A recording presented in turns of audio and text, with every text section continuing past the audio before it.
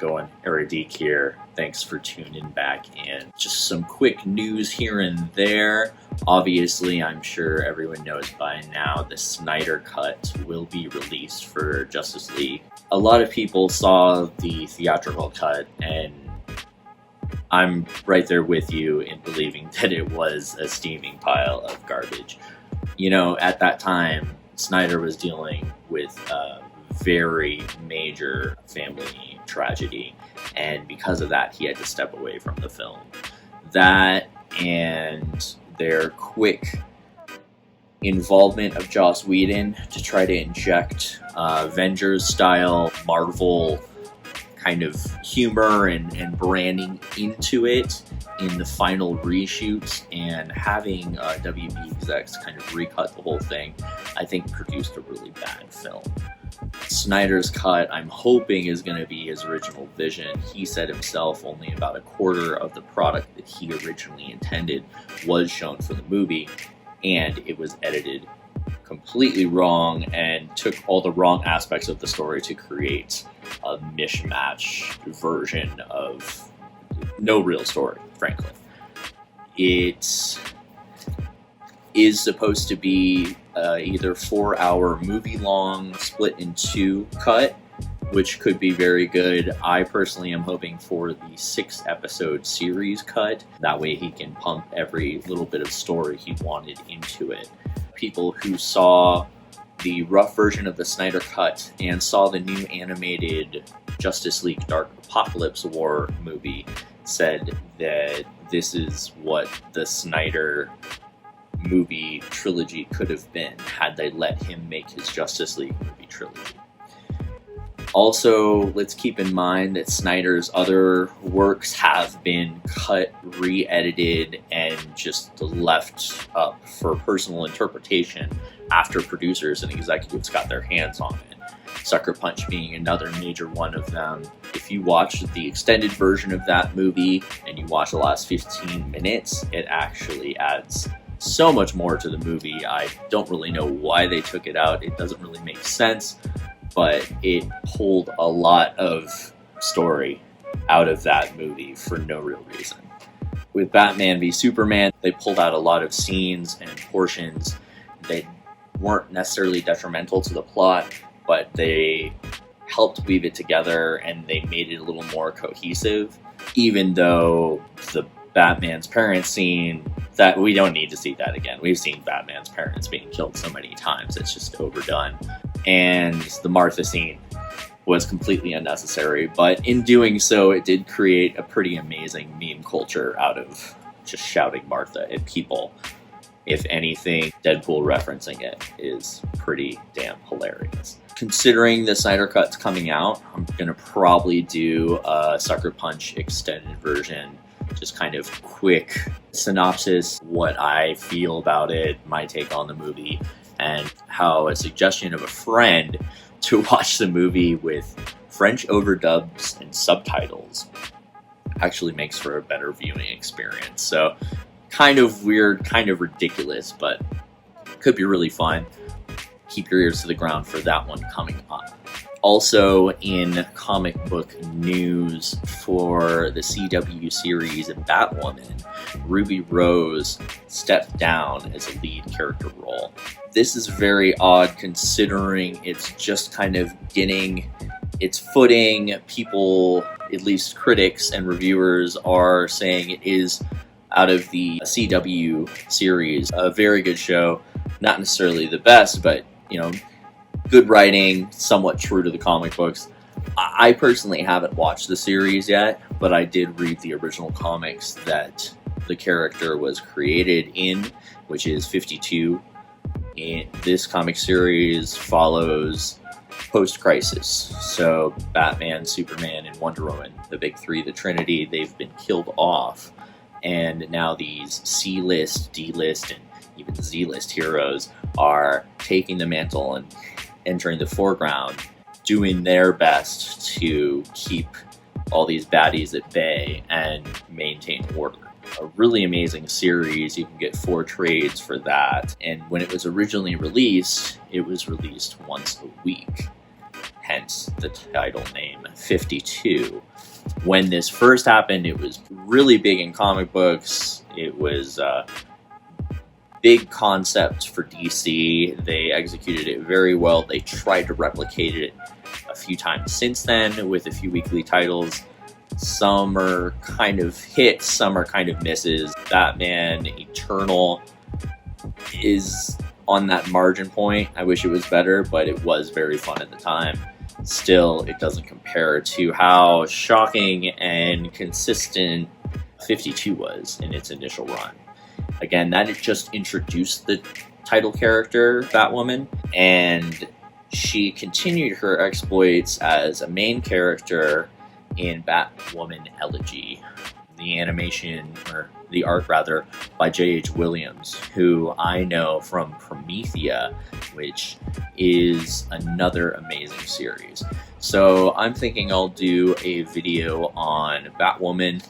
I'm just going to do my first video analyzing J.H. Williams, analyzing his Promethea and Batwoman, and then I'll analyze the original 52 run. With all that, I'll kind of jump into the Batwoman show. I might give you guys episode by episode if you want, or I'll just do a big block. Also in major comic book news, not necessarily a true CW show, which I'm more than happy with because it's a DCUniverse show if you ask me, and CW just has the rights. Stargirl, the pilot, premiered last Sunday. I personally watched it and truly loved it. There's a lot of aspects about it that really follow the original 1999 comic books. I love those comic books, reading them as a child when they were being released. It's not very dramatic, it's not very heavy, it's very pop culture driven. In one of the episodes, she talks about how the older hero can make up for being a jerk by buying her the new Backstreet Boys CD and silly stuff like that that just cements us in the middle of the 90s and just that silly pop culture that I love. Also, the comic series, she didn't have the staff yet. I want to say the first maybe 16 issues, she didn't have the staff yet. It wasn't until she met up with JSA and gets the staff. So we see a quicker evolution of her character in this series, which I appreciate, and I think they did perfectly, especially because Jeff Johns, the creator of the character, and someone who holds a character closest to his heart more than anyone, because it's based off of his late sister. The fact that he wrote it, and he wrote it very, very well, and very sentimental with good action, good CGI, everything is paired very well, setting the base for a good series. I'm hoping there's not too much dependency on lineage characters, with more of a focal point on just Stargirl and the staff. But again, I think I'll give a whole video to that pilot episode talking more about those individual comics. Speaking of the 90s, in the 90s we were very accustomed to going to the video store and just kind of perusing those odder titles, those ones that you don't know as much about, but because of how it looks, you might want to pick it up and give it a watch. Now, in the days of Netflix and Hulu and Amazon Prime and every subscription service giving you access to everything immediately, more often than not, we're dependent on the rating system to tell us if these movies are good or not. I personally think a lot of these movies that have been rated bad or poorly are still gems worth watching. So, with our next series entitled Not Quite Spoiled, I'm just going to go over some movies. We're going to ignore the expiration date that Rotten Tomatoes is set for it, and we're going to give it a try. The first one of these movies we're going to go over is actually a newer release. I'm going to kind of give this movie a little shout out just because I don't think people gave it any time of day. I know I personally didn't even know it was a thing. I missed its theater release. I don't remember seeing any previews or any promos of any kind. The only trailer I saw was after it was available for rent and buy at home. Now, maybe it did skip the theatrical release and go straight to video on demand. I personally don't know, but the release date did say January of 2020. The movie is called Underwater with Kristen Stewart, TJ Miller, and Vincent Cassel. Brief synopsis: we're 6 miles below the ocean, and a drilling station is working down there, drilling for, who knows what, oil or what have you. They don't really explain that. But it starts with the station, and immediately you're kind of just thrust right into the action. A disaster strikes down there. Tons of water breaks through the seals, breaks through the walls. At first they think it's just really earthquakes from the fact that they've been drilling underwater for as long as they have and as deep down into the core as they have. So at first they just kind of push it off to earthquakes. They do what they can to repair and get by, and eventually they learn it's something far more sinister. Also, they do learn that the only way that they can repair this ship is for them to suit up and walk across the ocean floor, across the station to the main generator. This makes for a truly horrifying scene as they're walking through completely murky water and just clasping on for dear life, trying to survive amidst the chaos of mysterious creatures that they can't explain. It's a pretty cheesy monster movie or disaster movie, suspense thriller, if you will, but I love those types of movies, so I was all about this one. I know Kristen Stewart's involvement is something that swayed me away from the title at first, but once you get past the fact that she's been known for smooching up on sparkly Patman Batterson's, Robert Patman Batterson, whatever his name is, we can get over that fact. It's been a decade. If you can put that behind you, her portrayal of the main character is strong, intelligent, empathetic, lots of heavy vibes from Ridley from Aliens, which I love.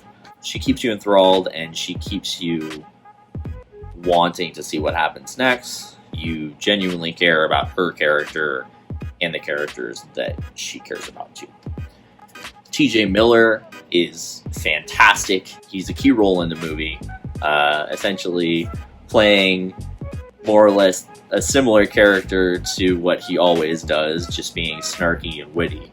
But his character in this movie is obsessed with Lewis Carroll's work, to the point where he's constantly paraphrasing Alice in Wonderland's adventures. He has a chest tattoo of the Cheshire Cat, and there's little quirks like this that really make him a favorite of the cast. We have Vincent Cassel as the grizzled captain. He brings the classic captain that won't let his ship go down without him. He is here for the long run, and he wants to make sure that his crew gets out, or at least survives as best they can. As with any thriller, suspense, horror, creature flick, there is a character. This character's worthlessness and inabilities and ineptitude are so constant that you want to audibly shout at the screen. Luckily, eventually in the movie, they do redeem themselves to a degree, even though it's probably not enough to outweigh their previous annoyances. I personally wish I could have seen this movie in theaters with the epic visuals, really loud booming sound.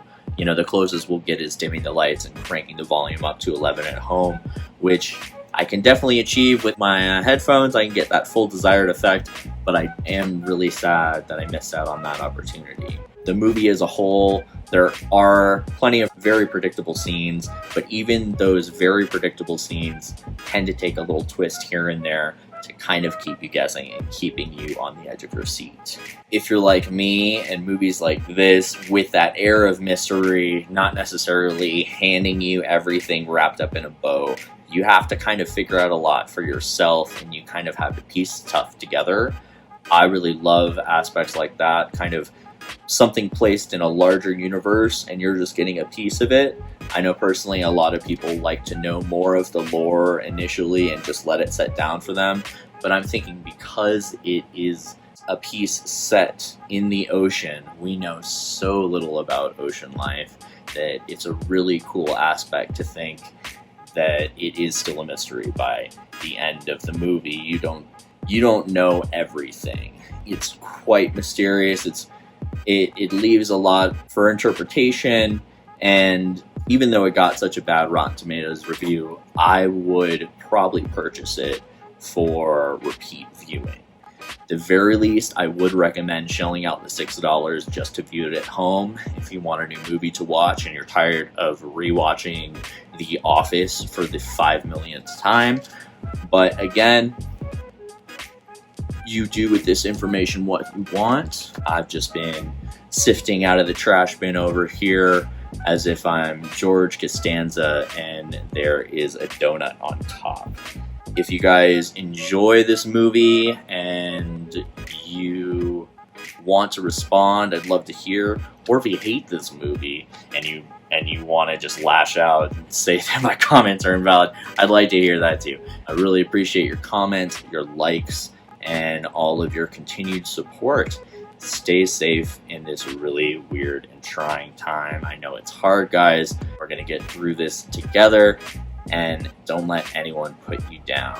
As long as you're not hurting other people and you're enjoying yourself and you're bettering yourself, just keep it up. We got this. Stay safe, guys.